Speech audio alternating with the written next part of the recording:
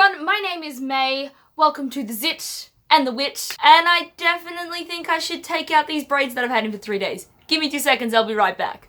Look, I'm gonna be honest, I think it now just looks worse. Anyway, welcome back to me. I did put on lipstick purposely to try and bring out the shade of this Zit, so I hope you're appreciating it right now. So today, we are talking about my very late kind of anticipated releases for this year, but at the same time, I don't think it is late because I've kind of had to stew over what books are coming out that I'm actually interested in reading this year, because often I make one of these videos, and while it's fantastic to feel like I'm keeping on top of it just in my head knowing what's coming out, most of the time, I don't end up reading them because often they're shit YA things. So this is actually a curated list of mostly authors that I already know and already love that are releasing stuff that I'm very excited about. Probably only going to leave in like 1 or 2 new to me authors or debut authors, because as much as I will pick them up, I'm not anticipating them a heap because I don't know whether they're going to excite me. Because I'm really bad at branching out of fantasy, so let's just do it. It is really hard. My first on the list is just about to come out. This is The Outlaws Scarlet and Brown, Their Adventures or something by Jonathan Stroud, who is one of my favorite authors of all time. He tends to write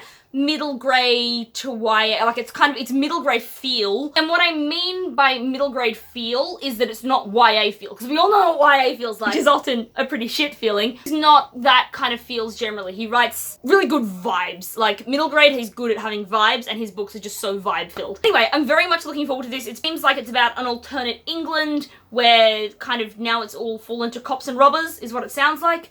I'm very keen. I haven't read anything by him in a while since he finished the Lockwood & Co series, so I have been ready for this for very, very many years. The next book I'm really excited that's coming out because I love Neil Shusterman's Scythe series, and this is Game Changer. This actually already came out kind of in February, but I'm really keen to read this. I don't really know if it's going to be absolutely up my alley, but I'm so keen for reading anything else that Neil Shusterman has written. I have no idea what it's about. Even these are authors that I trust, I'm actually not really wanting to dive too much into the blurbs of these because I already trust these authors. This one that I'm kind of keen about is coming out on the 13th of April, and this is The Serpent's Curse by Lisa Maxwell. This is the 3rd book in the Last Magician series, which I read a while ago and I really liked, and I still haven't picked up the 2nd book. Maybe it's pushing it a bit to say that I'll get onto it this year. I really loved The Last Magician. It was a fantastic time travel fantasy book. Had some fantastic twists and turns in it, and the characters were really rich, and the writing was just fantastic. Anyway, hello, Mr. Pizza Delivery Guy.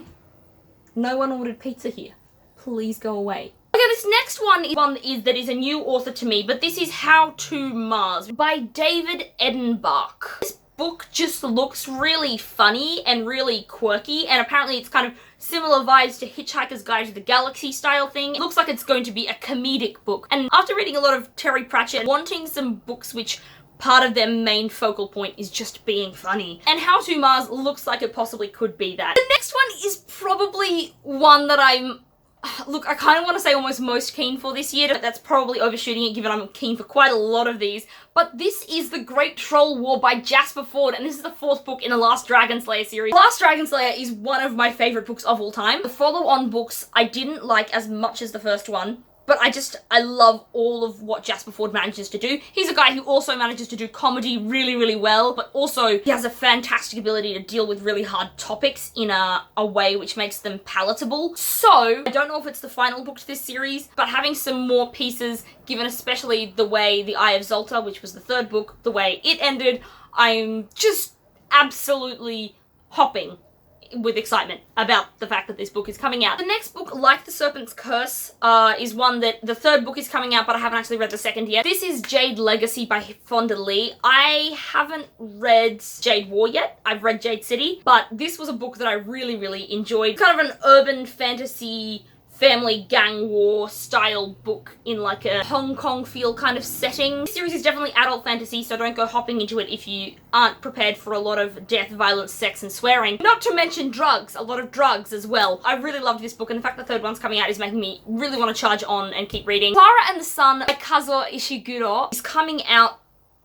when? And I'm very interested to read this because this guy wrote Emperor of the Rising Sun, which I actually haven't read either. It looks like an incredibly thought-provoking read. The final absolute certain book that I know that it's coming out is the 3rd Skyward book. Does it have another name? For reveal, title reveal and release date reveal are upcoming. Yeah. Third book in the Skyward series by Brandon Sanderson. Meant to be being released in November sometime. Very keen for this. I've both read Skyward and Starsight.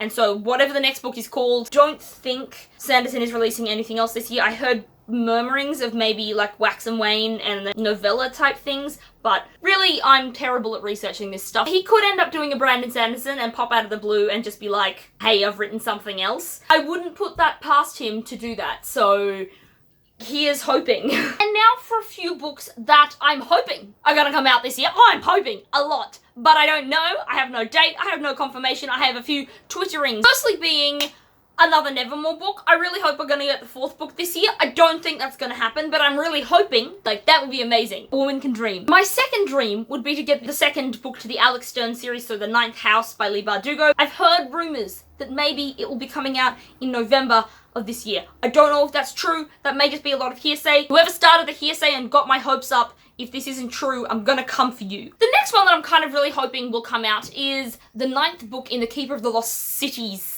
series by Shannon Messenger. It's a middle grade series that I started at the end of last year. It's not groundbreakingly amazing, but there's something very addictive about it, and I love the way it's not afraid of making really bad situations happen. These books are fantastic darkest moments. I would like to add the supreme lack of any Scott Lynch or Pat Rothfuss books from my list of books that I wish would come out this year, because I don't want to jinx it, okay? If you don't do it, if there is something coming out this year that you think I would enjoy or that you're really looking forward to that's coming out, please let me know. I honestly love hearing about new stuff that is potentially going to be good, because we have a lot of good literature in the world and I don't want to read the shit stuff, so please help me out. I'm gonna disappear and maybe go tie up my hair off my neck because it's so hot. I will see you later. Thank you so much for watching. Goodbye! This is why when my housemate braided my hair, I left it there for 3 days because it's just so hot and I'm not good at braids. Hence why I was in braids. I can't do them. They won't release if you say it out loud.